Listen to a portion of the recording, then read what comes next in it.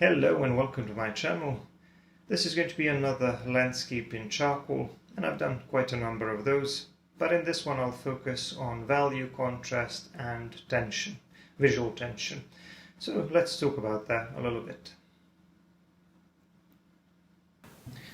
So initially I wasn't really sure how to start this drawing, and I decided to do a little bit of sketching with a graphite pencil just to see what the composition would look like and what the shape of the tree would look like. And then I'll do some shading on the background and all the other good stuff. Now let's talk about the materials a little bit. I'm working on 9x12 inches Fabriano drawing paper, and I'm mostly going to be using Maestro woodless charcoal pencils. I may use a little bit of willow charcoal here and there, but I'm mostly going to work with charcoal pencils.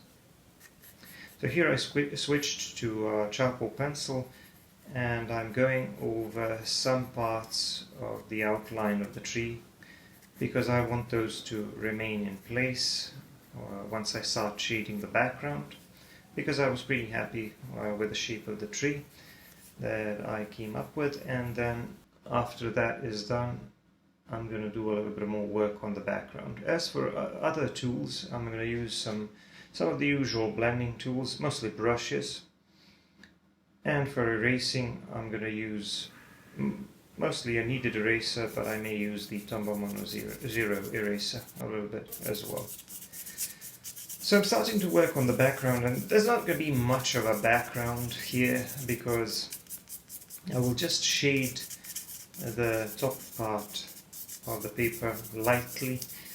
The background will be almost white, except for the fact that it will be a little bit darker at the top and getting lighter and lighter near the horizon. So I want to create sort of a gradual transition, but once I actually do the tree, you will see that the background will appear very light, almost white in some places. So to do some additional blending, I picked up a piece of paper towel or a paper tissue, because with that you can blend very smoothly and remove any texture, any lines. And after that I decided to add some of these hills in the distance. So let me explain the scene a little bit, and then we'll get into the concepts that I mentioned at the beginning of the video. So I want to have a darker foreground with a tree on a hill, and then a couple of lighter hills, one behind the other. And what I often do in a lot of my landscapes is I try to imitate the atmospheric effect by making the objects or the elements in the background lighter with less contrast and less texture, whereas the ones which are closer to us are a little bit darker. They have more contrast, better defined details, more texture. Now you can additionally exaggerate that to achieve a certain visual effect, and to do that you can make the background very dark, which is what I'm about to do here. So what is visual tension? Visual tension is when you use contrast to create interest for the viewer. So in this case I'm going to use the dark foreground because this tree in the foreground is going to be all in the shadow. It's going to be, or most of it is going to be in the shadow. It's going to be pretty dark, and I'm going to put it against the much lighter background. So this strong sudden value contrast will hopefully capture the attention of the viewer and give him a better understanding of the shapes. Another thing that I will do here, and this is another concept that I've talked about in some of my previous videos, I will merge the shadows on the object in the foreground so that they almost form a single shape. This is another trick that you can use to capture the interest of the viewer and to help simplify those shapes. And you don't really have to do it this way. You can do it the other way around. For example, if you want to create tension, you can also create a darker background with a single lighter element in the middle or in the foreground to capture the interest of the viewer. So let me get back to narrating the drawing process once I've explained all of the stuff that I wanted to talk about. So you can see how I made the hills which are closer to us a bit darker, and the ones behind them are a little bit lighter, and the ones behind them are even lighter. So basically I'm imitating that atmospheric effect, trying to convey that feeling of depth through the use of value, by using less and less value on the distant objects. And of course, once I get to the background, or once I get to the foreground area, I will use a considerably larger amount of value, where I'm mostly going to be working with charcoal pencils. So far I worked on the background using willow charcoal, and now it's almost all going to be charcoal pencils. I have two grades of these Master Touch woodless charcoal pencils, and those are medium and soft, and most of the work is going to be done with a medium charcoal pencil because it's a little bit harder, it can be sharpened pretty well, and it holds the tip, so it allows me to draw and to create some pretty fine lines, almost as though I were working with colored pencil or graphite pencil. Not quite, but close enough. So here, as you can see, I try to create some branches, a system of branches, lots of twisted branches growing out every which way. And the way to make this look good is to make sure that these branches sort of taper as they grow out, and that they branch out as they grow out, and to make sure that they suddenly change their direction, because that's the way branches grow. They kind of grow every which way, and you need to sort of try to think in 3 dimensions, because some of them will be twisting this way, some of them that way, so you have to try to convey that those shapes and that direction of those shapes to the viewer as much as possible. But some of it is going to be obscured by this canopy, this foliage that I'm starting to work on now. And how am I going to draw the foliage? Well, I'm going to use a slightly different approach now.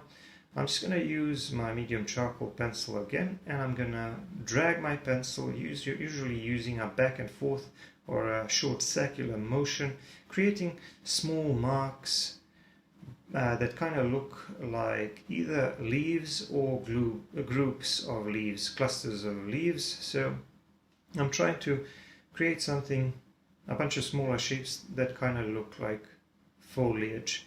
And the trick to do this and make it look good is to keep changing the angle and the direction, because if you just do it the same every single time, it's going to look too uniform and it's not going to look very realistic. You're going to end up with a texture that doesn't really look very natural. And when you look at foliage, when you look at branches, these objects kind of point every which way, and you want to try to imitate that as well. So I can soften these marks now a little bit using a tortilla, because I have a little bit too much of that grainy texture that I want to subdue or eliminate using my blending tools. And another thing that I will want to do, I will want to make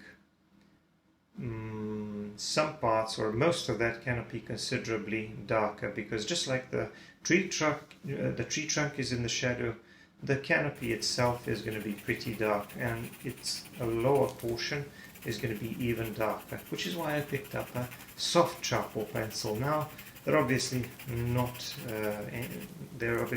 different in appearance, but the soft charcoal pencil that I'm working with now is a little bit longer.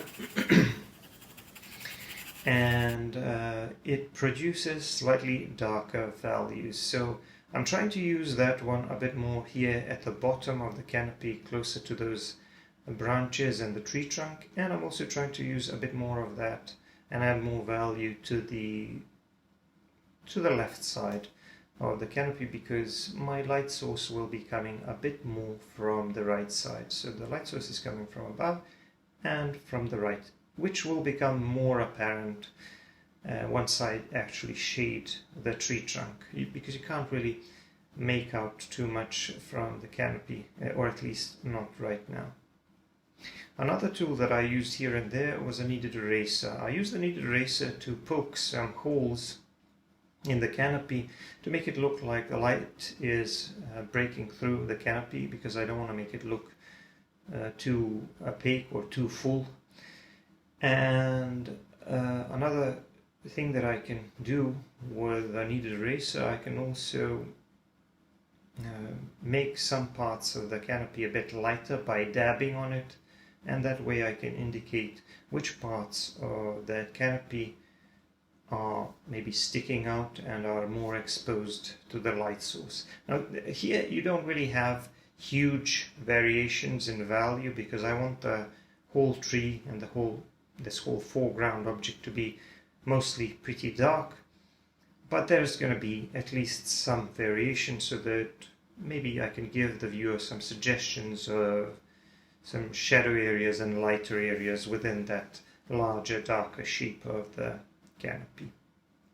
I wasn't really happy with the amount of foliage in this lower part of the canopy, so I kept working with my medium charcoal pencil, adding more and more here and there around those branches, just to make everything look more convincing, and just to kind of conceal some of the ugly or unnatural shapes of those branches, which I was too lazy to finish at the top, because I expected them to be covered by the foliage or obscured by the foliage anyway. And again, I'm moving in with a soft charcoal pencil here and there, adding some areas of even darker value. On top of that, I always do a little bit of work with my blending tools, sometimes with a Brazilian, sometimes with a brush, just to soften some of these marks, and then I can do some refining with a kneaded eraser. Notice that in this drawing I used the kneaded eraser more than the Tombow Mono Zero eraser or pencil eraser that I normally use. Sometimes I just find one erasing tool more convenient, sometimes I find the other one more convenient. And the reason why I found the kneaded eraser to be more useful than this one was because of a couple of reasons. First, I could use it to dab on some parts of the tree and make it lighter without pulling clean lines and clean marks that I would have to pull with a Tombow Mono Zero eraser. So I could just dab on an area and make it lighter and retain some of the texture that I already laid down. And the other reason was because the kneaded eraser is very useful for cleaning up edges, and I'm going to need some clean edges between this foreground object and the lighter background, because that way we will create even more tension between the foreground and the background. Now notice how I shaded this tree trunk. To imitate the appearance of the tree bark, I deliberately didn't blend all of those darker areas. I left a little bit of those whiter spaces here and there to make it look like those are some lighter parts of the tree trunk which are catching light from the light source, and therefore on those lighter parts of the tree trunk we can see more of that texture and more of that shape of the surface of the tree bark, which is very rough and kind of twisted and consists of many lines and wrinkles. At the top I decided to add even more foliage because I felt that the whole canopy needed to be a little bit thicker and have a little bit more volume at the top, because some of these branches are very thick just under the canopy, so I thought that it would make more sense that there would simply be more of the canopy above them, because the tree itself is fairly large with some huge branches and boughs. So now it's time to move on to this foreground area, or the ground under the tree, and I'm going to make this mostly dark. I'm just going to draw a lot of shadow here, especially to the left, because remember the light source is coming more from the right, so you can see that on the tree trunk how some parts of the right side of the tree trunk are a little bit lighter because they're catching some light from the light source.